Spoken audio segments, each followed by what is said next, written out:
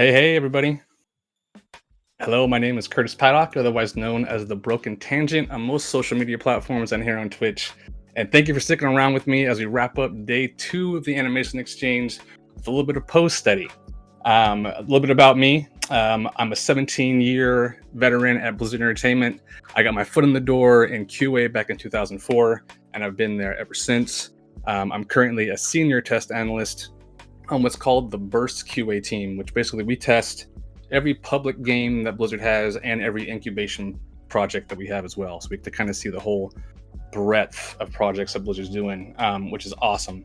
Now, like most students, I'm not currently in the animation side of game development. I'm trying to break my way back into the animation industry. So what I do to kind of keep a schedule is on Twitch, on the weekends, I'll go and actually work on my demo reel. And one of the things that we've kind of been doing on our Twitch station is an animation community work along, which I kind of want to do with you guys today. So if you've got a rig or even just a pen and paper, you can join along with me today. And we're going to do a little pose study. So I share my screen here.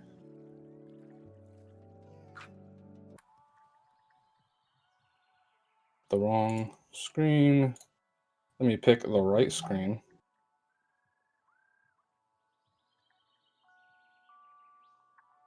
There we go. That's the right screen. So what we're picking today is I chose a frame from Alice in Wonderland, which basically this year it hit its 70th year anniversary. If you can imagine that. I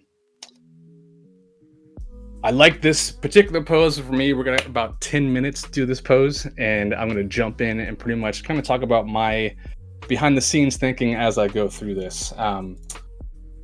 Let me bring up a kind of a picture that I did.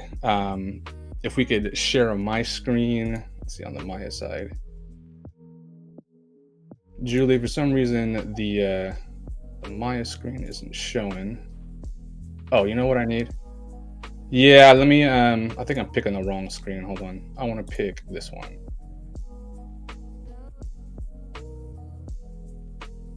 Is that showing up? Oh, okay, awesome. So there's a little bit of, perfect. That's what, thank you, Julie. I appreciate it. So here's a little bit of my behind the scenes thinking for just looking at a pose and trying to come up with a way to approach it. And the biggest thing for me in posing is the line of action and that force, that power, and that force in the pose itself. So you can see I've got, the line of action is really coming from her COG out through that chin and out the hand as she's reaching forward in this pose. And in this particular section, she's saying "my dear" to Alice, and with a big E shape, which I really love that he's got here.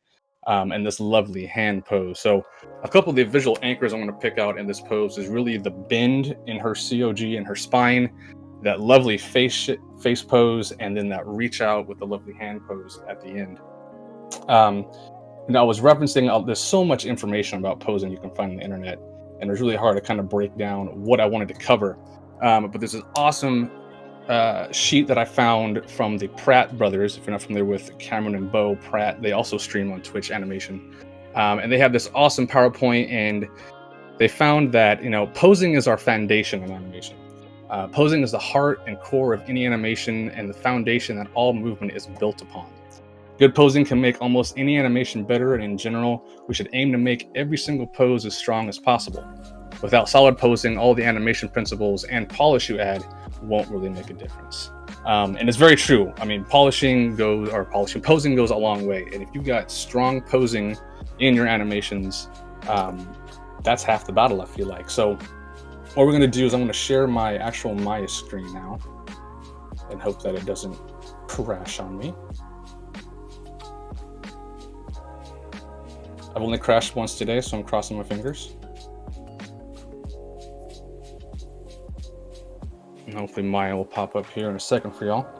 Beautiful. So today I'm using the Dana rig from Gabriel Salas. You can find that on his Gumroad. But you can pick any rig you want and join along in the fun. I figured when we're done with this, we can kind of post it up in the collaboration channel on the Anim State Discord. And if you're not on the Anim State Discord, go check that out and join on in. So What I'm first going to focus on is just the balance and the weight of this pose. It's kind of left to our imagination on what her center of gravity and legs are kind of doing. So we're going to kind of improvise that. I'm going to push her legs back to balance her out here and give her a nice solid base to lean over and do this wonderful pose. This frame is also drawn by the wonderful Frank Thomas, one of the 9 old men. He seemed to drew a lot of their villains and their feminine characters this year, female characters. And this is an example of just how great he was getting the emotion in the faces and those Disney beautiful hand poses too. Now, what I like about this rig is Gabriel's given us kind of 2 controls, one for the translation on your COG and then one for your rotation on the COG. For anyone that's done like flips and spins on animation, this is a lovely extra offset to have so you don't get too much gimbal lock going on. But I'm really going to lean her forward into this pose. And while we're working on this, let's give some big hype and big shout outs in the chat for everybody in Anim State, Anim Exchange, working on this show for the last 2 days. I'm so humbled and so appreciative for just getting an invite to do this. I can't thank y'all enough. You guys are the masterminds of this whole show, and we can't thank you enough for it. I honestly can't tell you how much I've been sweating all day getting ready for this. Just 15 minutes of posing. There's too many big fish in this awesome animation state, and I feel like a very small sardine right now. But y'all have done so many great talks and have made so many big impacts in my animation career that I'm just going to push through it. We're going to do this thing. So I'm going to lean her back a little bit, keep that weight on the back foot. Continue to push this pose forward.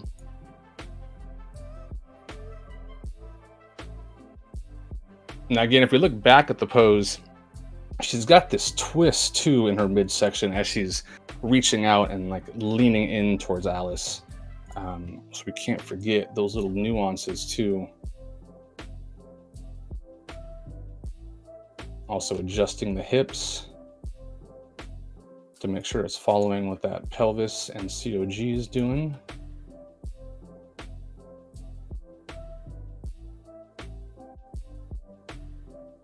I also can't tell you, after Chris Goodall's presentation, how many windows and different checkboxes I unchecked on Maya. Thanks, Chris.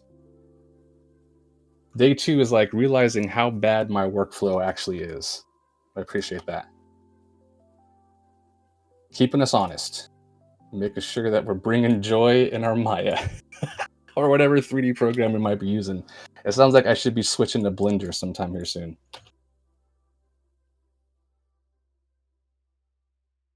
So again, we're going to really push this neck pose too. I might even translate the neck upwards just to really emphasize that pose that Frank has on this. And that is not the control I want.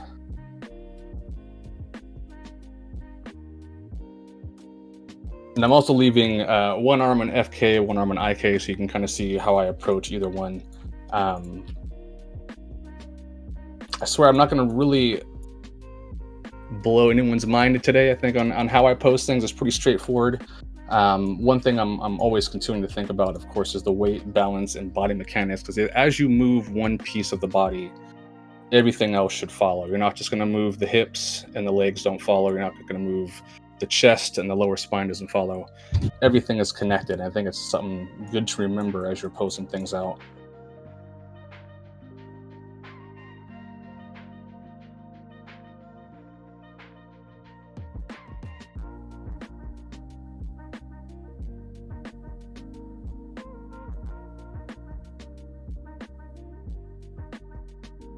I'm reading back in the chat, not alone. Thank goodness. Thank goodness. There's so many things I have to improve after today. And I'm going to spend all day 3 of the Anim State just redoing all of my hotkeys, it sounds like.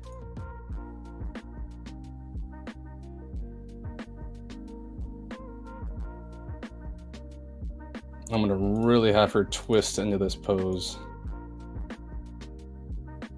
to lead out that extending hand.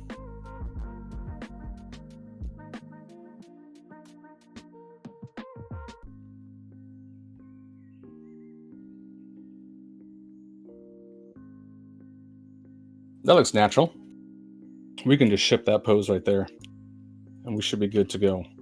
Um, One thing, sometimes these rigs don't always have the elbow pivots shown, so you make sure that some of that stuff is visible on your parameters. But on this rig, everything was pretty much good to go when I first jumped in. This is also a good way to kind of test out a rig. Is just grab a pose and try to recreate it, and you get to learn pretty much every little bit of the rig that you can. The one thing I really like about this rig is also the facial controls when we get there. It has a lot of nice micro controls to really push these poses as far as we can with them. Now, I'm not going to be able to sadly get that big, huge E shape that Frank was able to put on the Queen of Hearts, but we're going to do our best. So again, I want to check also the other views to make sure that she feels balanced from the side, the front, the top. I know sometimes it's real easy to get stuck in your camera view and just work from that camera view. But it's always good to go out and make sure you're checking from other views as well, just to make sure things feel right and look good. And I think from the front view, she might be leaning over a little bit too far. Let's put her on over this front foot. And let's bring out these feet so she has a little wider base to her.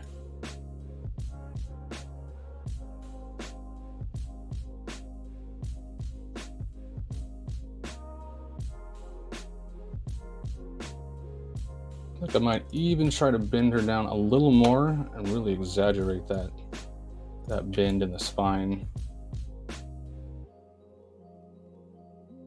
And I'll use the neck to kind of counter it.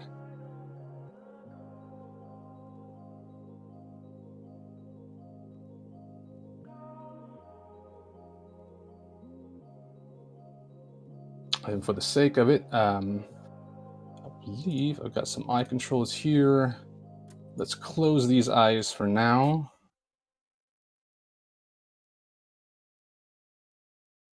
Because I was trying to pick a pose that I could pull off in 10 minutes. We'll see if we get there. But I was like, man, I don't really want a crazy facial pose. I don't want a crazy body pose. And I was hoping this was going to be a nice medium ground. The hardest thing for me is try to talk while I do it and give some good feedback to y'all. But we're trying. From a QA standpoint, I was thinking back to yesterday's talks when we had Mike on for the Spider-Man Morales game, and he said they had over 1,000 animations in Miles Morales alone, and my QA brain, I think, exploded. Because in my head, I'm like, how do you verify all 1,000 of those animations are actually working and in game, and the combinations are going? So many cool talks this year that just have gotten my head kind of wrapped around how I can apply what the animation devs are doing and how we can check that on the QA side. I almost feel like we can do a whole QA and animation talk maybe next year. Write that down, Adam State. QA and animation. Let's talk about it.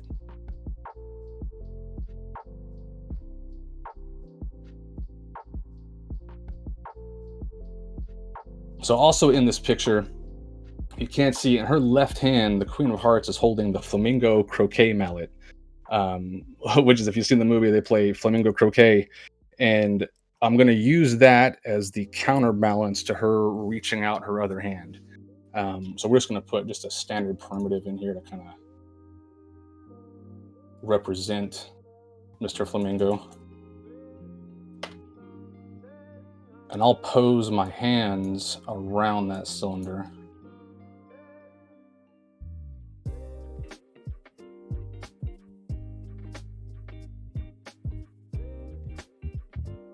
These clavicles up here.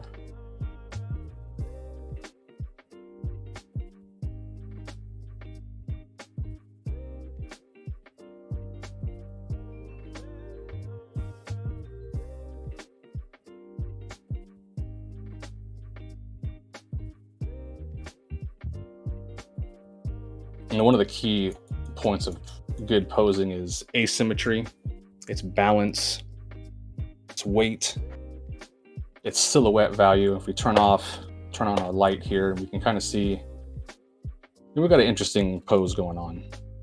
There's some good straights versus curves happening. Asymmetry is there, not any tweening going on. If we put in a camera, it's probably a little easier to see from the actual camera view, but at least from this perspective view, we're on the right path, I feel like. And now, Chris, that I've hid everything, I need something that is no longer there. So I'm gonna go UI elements. What was it? It was the shelf? No.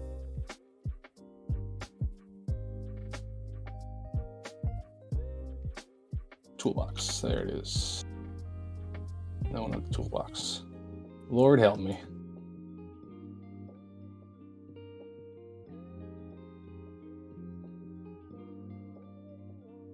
There we go. Status line. All I wanted to do was pick the geometry. That's all.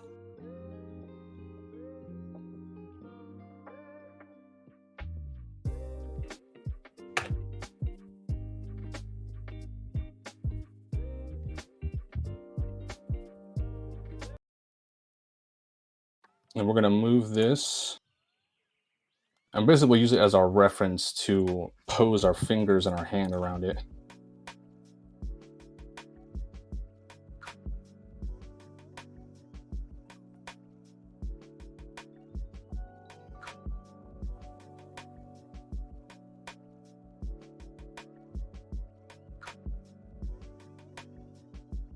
Now this is a lifesaver. On this particular rig, they have curl control, so I can pretty much pick all the hands. It'll bloop, it'll curl up for me like a fist.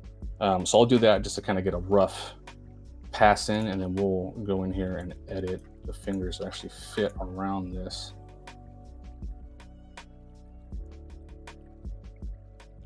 Rotate this the correct way.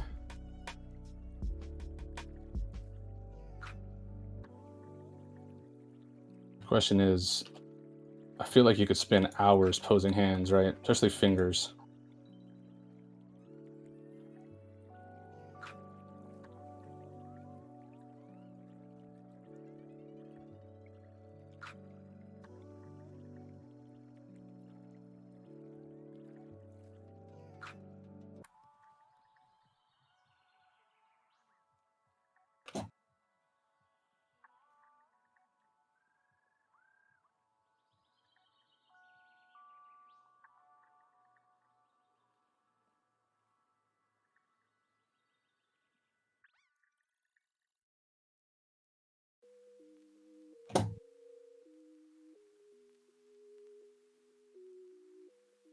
Now, if anyone has the Drawn to Life book by Walt Stanfield, there is so much good info in there. And one of the things that he says is, feel as well as see the gesture. So it's totally okay to step back from the computer and get up from your seat and try to act out and feel some of these poses. Because in the end, you acting it out, you're going to be able to feel like where your weight is sitting, how far forward it might be over your belly button, how far back you're sitting on that back foot, how much twist is actually in your torso when you reach forward like that. I think it's easy to kind of be stuck in one place all day when you're animating. And to take the time, even if it's just a break, take the time to get up, stretch, act a couple things out, make your coworkers feel a little uncomfortable because you're jumping and doing flips by them, but that's all good. It's all part of the process. So now we'll come back up to this hand and focus on that reach. And I feel like she's really leading with that chin out too. So I can use the chin as part of our visual anchors and help that line of action out. It'll be helpful. Really push that one up.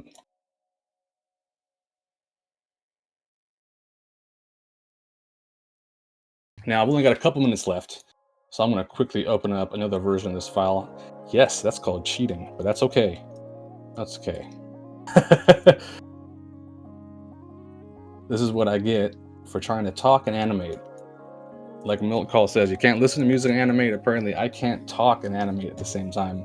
And for those that have come to my streams on the weekends, it's easy for me to get real silent. So let's start working on this wide shape a little bit.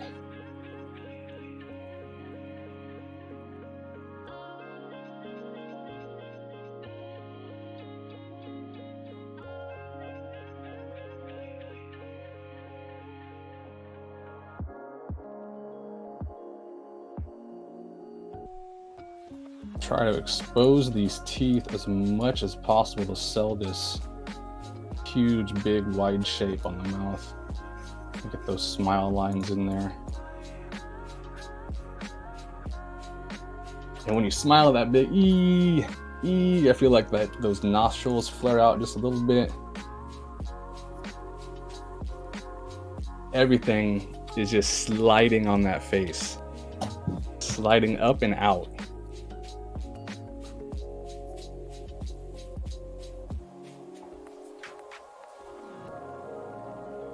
One of the hardest things with, I think, lip sync is keeping the lips feeling attached to the face. I was doing a lot of facial animation for StarCraft 2, and we had to make sure that when we were doing the lip sync and all that facial stuff, that the gums and actual geometry wasn't coming too far off that teeth and too far off that line to make it just feel unnatural and uncanny.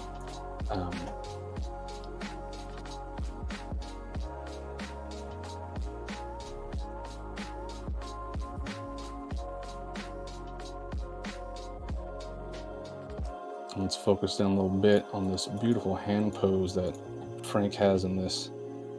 Now he's got the palm really exposed to the camera to kind of show the queen's, gesture, to show that extension of now it's your turn, my dear, is what she's saying in this. So we'll kind of mess with these. The nice curls on the fingers, that Disney-esque finger pose that only they know how to do so damn well. This was back in 1951. They were onto something.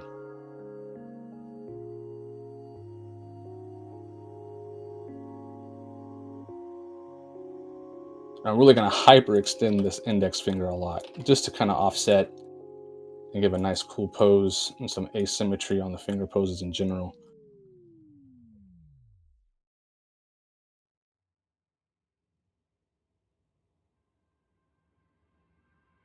Extend out this thumb a little bit.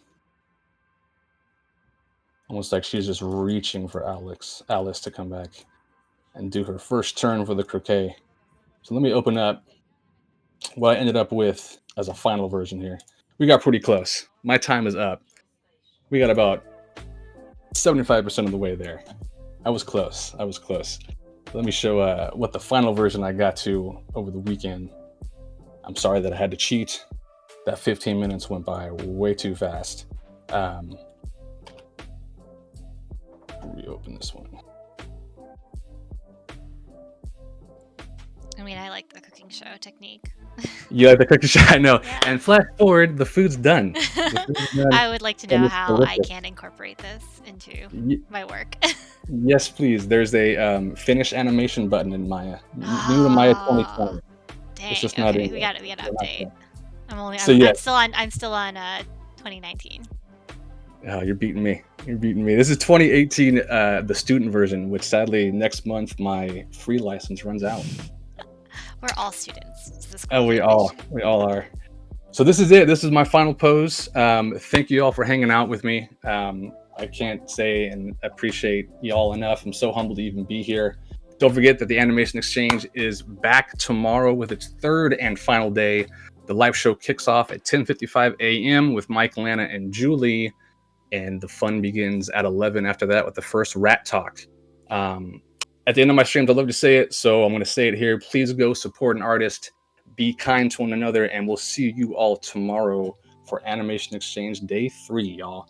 Thank you so much for having me. Curtis, can you quickly shout out where they can find you? Yes, I'm on Twitter at Broken Tangent. I'm on Twitch at The Broken Tangent at Twitch, all underscores instead of spaces. I typically stream on Friday or Saturday nights for about 2 or 3 hours starting at 9:30 p.m. PST. You can find me there or hit me up with any questions you got. Awesome. Thank you all so much. Curtis. Thank you guys for watching the stream. I appreciate y'all. Have a good one.